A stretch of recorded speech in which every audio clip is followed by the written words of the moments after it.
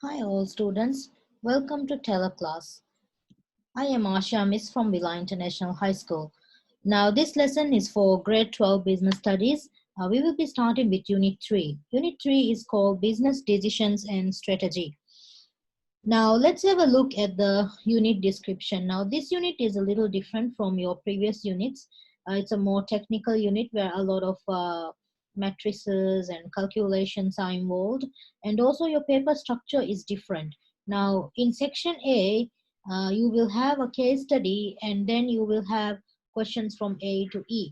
Uh, A and B is 4 marks. You have question C with 8 marks, and question D and E is 12 marks. Now you follow the same as you have been doing for your past uh, units. The way you write the answer is still same. And then for section B and C, we have 20 mark questions. So you have to practice more on 20 mark questions for this unit. Now, what will be covered in today's lesson? Now, in today's lesson, we will cover corporate aims, mission statement, critical appraisal of mission statements, development of corporate objectives, and a little introduction to corporate strategy.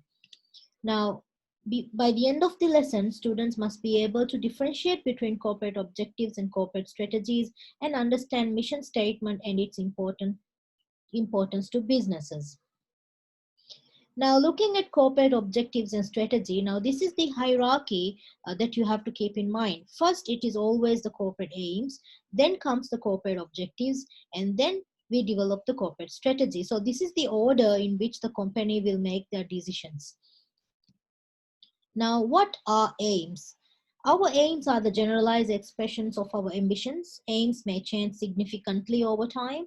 They may be affected by changing circumstances, perhaps by events over which we have little or no control.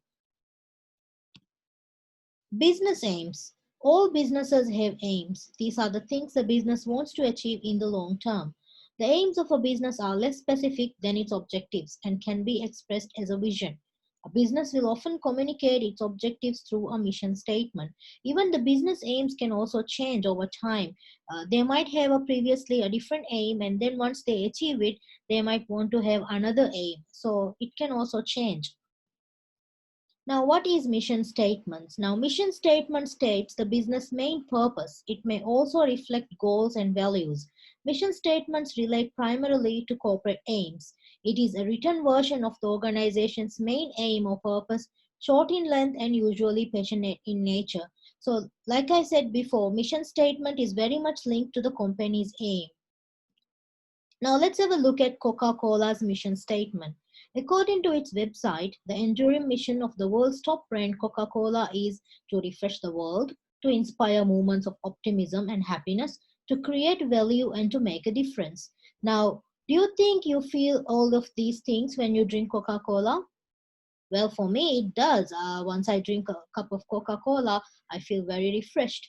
And most of the time, we use Coca-Cola in celebrations, in parties, or in moments of happiness. So I think this actually reflects what they actually intends to do as well. Now I'll give you some examples of mission statements from our local companies. Now here I have taken Diragu and Uridu.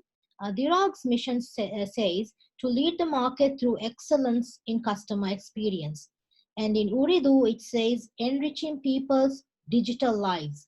We are on a mission to empower customers across our global footprints to access and enjoy the best of the internet in a way that is personal and unique to them. Now, these are the missions of our two local companies. So you can decide whether these reflect what they intend, their intention, does it really reflect? Mission statements. Now, a summary of the organization purpose, values, and goals. Mission statements relate primarily to corporate aims. It is a passionate and inspirational statement of their purpose, values, and goals. Now, if a question comes, you have to write, let's say, the importance of mission statement. Let's say for 8 marks or 12 marks, you have to write a definition. So you need to know how to develop a definition for mission statement. So here are some two examples that I have given here. You can stick with any of them. A written version of the organization's main aim or purpose, short in length and usually passionate in nature. Or else you can even say it is designed to inspire as well as inform both customers and employees and is usually set out in published form. It may be included in an annual company report. So these are different ways you can actually define mission statement. Now, in an effective mission statement, it needs to genuinely reflect the ethos of the company and to have the support of those within it. Now, this can be achieved through regular consultation between management and the workforce. Now, before you write a mission statement, what are the things that needs to be taken into account or considered? Now, effective and worthwhile mission statements will take time and effort. Will the benefits outweigh the costs? Will the mission statement be put to good use? Or will it simply be ignored by the majority of the stakeholders? How will the sentiments of the mission statement be implemented within the organization? Will the mission statement change as the organization changes? So these things is important to consider before a company write a mission statement. Main elements of a mission statement. There are actually four main aims of a mission statement, main elements of a mission statement. The first one is purpose, why the business exists, values, what management believes in, standard and behaviors, the rules that guide how the business operates, strategy and scope, what business and how. Now, looking into more detail, a purpose is the mission statement should outline why the business exists. It should communicate what the business does and for whom and why. The values, businesses are likely to state the corporate values that they emotionally invest in. These might include qualities such as integrity, sustainability, innovation, and quality. Standards and behavior. Now, some mission statements may communicate a business commitment to high standards like ethical behavior. Strategy. Some mission statements may outline how the business will try to achieve its main objective. Some helpful questions to ask about the mission statement. Is it clear? Easy to understand and realistic? Is it brief enough to be memorable? Does it reflect customer needs? Is it consistent with marketing objectives? Does it embody the company's values, cultures, and ethical stance? Does it reflect the aims and objectives of the business? Does it highlight the core strength of the business? Is it focused on a target market? Will it inspire and motivate employees? Will it increase employee commitment? Now, these are some helpful questions that you can ask about when you write an answer for the mission statement. So once you read the question and once you read what the mission statement is about, you can ask these questions and check whether it actually is fulfilling. Now, looking at the importance or the advantages of a mission statement to businesses. Now, this is where the main questions will actually be asked. Assess the importance of mission statement, evaluate the importance of mission statement, something like that. So, looking at the advantages, sometimes it is easy to lose focus in small detail when running a business. Therefore, a good mission statement makes it clear which direction a business should take by reminding the owners and directors why the business exists. A mission statement can be used to bring a company's workforce together with a shared purpose, which leads to a strong corporate culture. Now, communicate and clarify key corporate values and aims to any interested parties quickly and accurately. So, these are some of the benefits. Furthermore, it helps to make a commitment to its customers. It expresses a promise to customers of what they can expect the business to aim for. Many people believe that the only purpose of a business is to make profit for its owner. However, most employees would like to believe they go to work to achieve more than that. So that is what the mission statement does. So it actually kind of motivates the managers and the workers. Also, mission statement differentiates a business from its competitors by giving it a clear identity. So these are some of the advantages or the reasons why it's important to have a mission statement. Now, looking at the disadvantages of mission statement.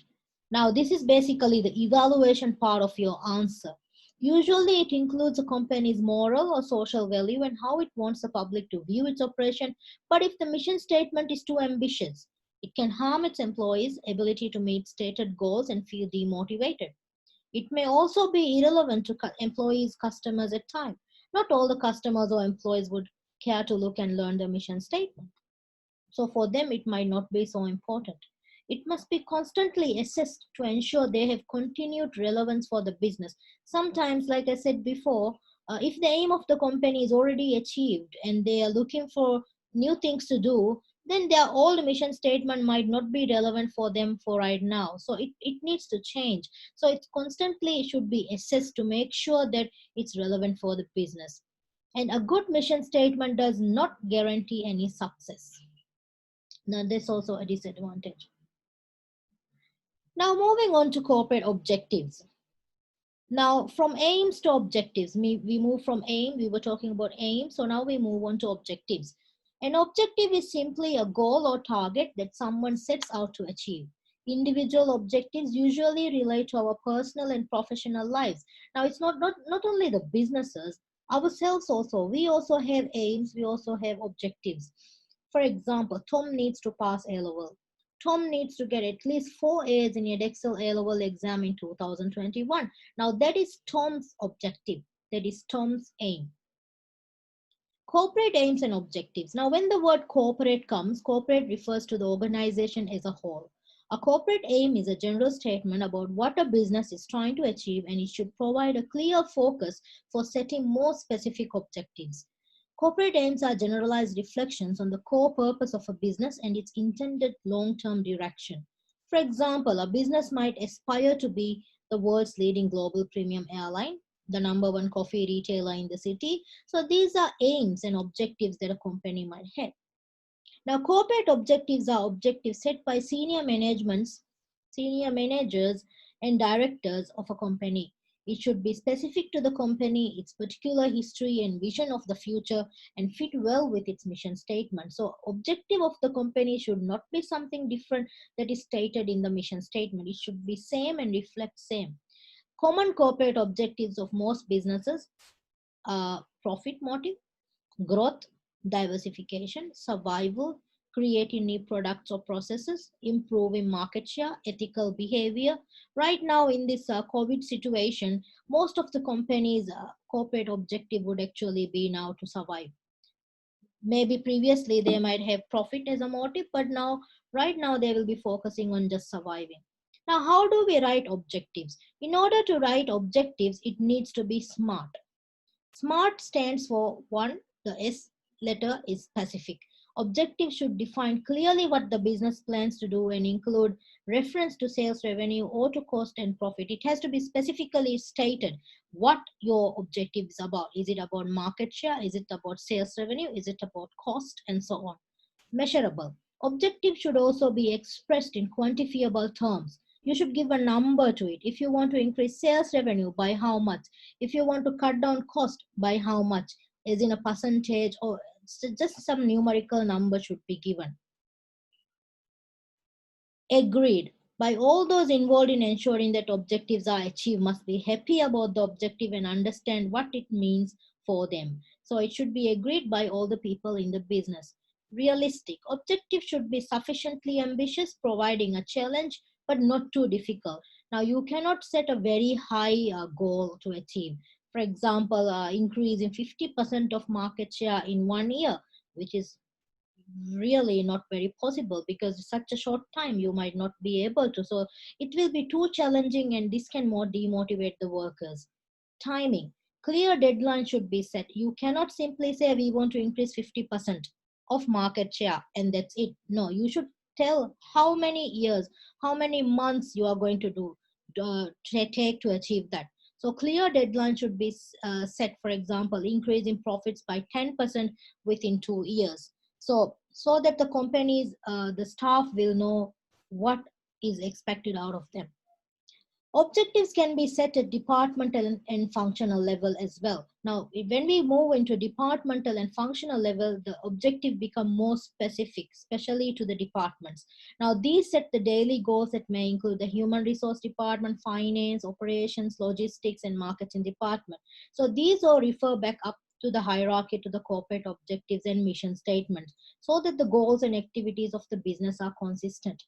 So as you can see on this pyramid here, at the top is aims, we have mission statements, Then come the main corporate objective, that is the business objective as a whole. And then departmental wise, what are the objectives that you can do to actually fulfill to achieve your objectives. So it should be like the functional objectives should fulfill the corporate objectives, corporate objectives should fulfill the mission statement, and the mission statement should ultimately achieve the company's main aim.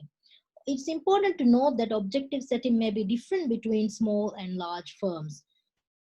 Now, in order to achieve all of these objectives, you need strategies, corporate strategies. That's why this unit is also called a strategy. So this is mainly about decision making. So let's go back to that example of Tom's 4 A's to achieve in the Excel exam.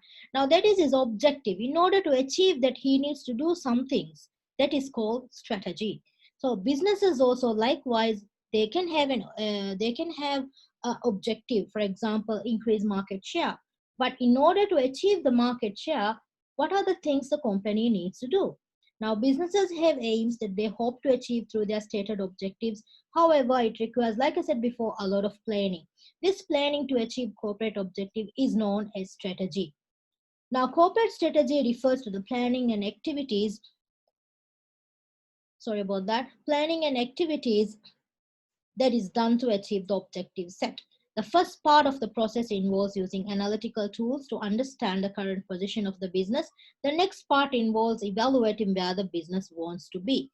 So in order to develop a corporate strategy, company requires a lot of time and research, and it also helps them there are many tools that can help the business actually do this. So this is a snapshot of what is ahead of you in the coming lessons. So these are the different strategies that you will be learning, and these strategies will be then applied to the questions. Now this is a checkpoint that I have taken from your textbook. It's also there in your textbook. I hope all of you have downloaded the textbook now. So checkpoint 1, suggest 2 corporate objectives that a confectionery manufacturer might set. So think about this, write your own objective. Let's see if you can write it out. What is the difference between functional objective and a corporate objective? So a corporate objective, like I said before, is the whole company as a whole. Functional is more specific, departmental wise. For example, operations manager will decide what is their objective. Marketing manager will decide what is their objective. Why should objectives be smart? Objective should be smart. Why? Then only it is specific. Then only we know it is measurable. Then only we know whether it's achievable, whether it is agreed by everyone, and whether it is realistic, and whether it is timed. So all of this together will actually make a good objective. So some other questions like, why might corporate objectives mainly be expressed as financial objectives? What is the purpose of a mission statement? State 3 areas of a business activity that corporate objective might refer to. So try on your own whether you are able to do them. I hope you have understood this lesson well. You can also find this lesson in the website as well. So thank you all. Hope to see you again in our next class. Thank you.